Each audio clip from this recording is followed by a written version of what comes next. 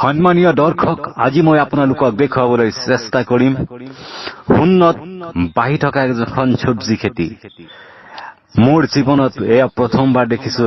কিজানি আপুনি আপোনাৰ জীৱনত এনেকুৱা ইউনিক পদ্ধতি প্ৰথমবাৰ দেখিছে। শ্ৰদ্ধেয় ৰাইজ, এয়া চাওক, উন্নত উপঙি থকা মানে বাঢ়ি থকা এখন চব্জি খেতি।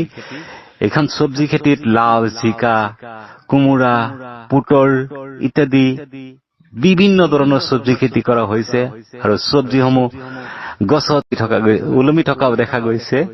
চাওক, এয়া চাওক, এই খেতিখন অৱস্থিত বৰপেটা জিলাৰ অন্তৰ্গত মন্দিয়া পটলেটাৰী নামৰ গাঁৱৰ। এই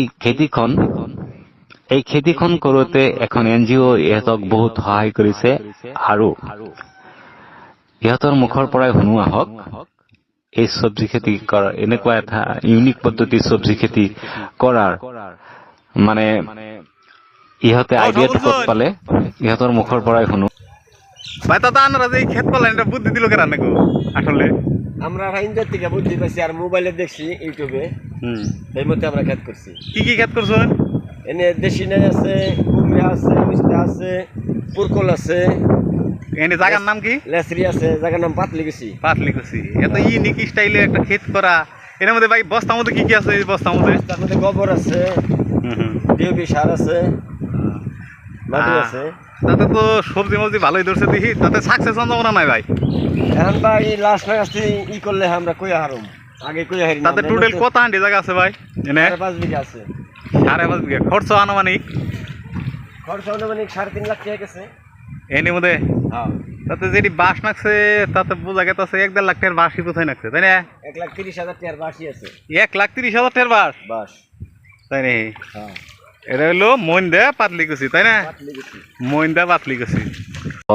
ওলমি আছে লাও, এয়া চাওক, ওলমি আছে কোমোৰা আৰু তিয়হ, বিভিন্ন ধৰণৰ চব্জি। সন্মানীয় ৰাইজ, মানুহৰ মাথাত কিমান বুদ্ধি চাওক।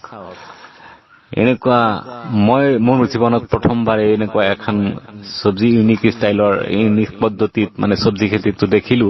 যদি আপোনালোকেও প্ৰথমবাৰ দেখি থাকে তেনেহলে এই ভিডিঅ'টো এটা শ্বেয়াৰ কৰি আপোনাৰ বন্ধুলৈ পঠাই দিয়ক, যাতে সিহঁতেও দেখিবলৈ সুযোগ পায় আৰু বাৰিষাৰ দিনত এনেকুৱা চব্জি খেতি হয়তো আমি স্বাৱলম্বী হ'ব পাৰো। তাৰে এক বাস্তৱ নিদৰ্শন এই চব্জি খেতিটোৱে।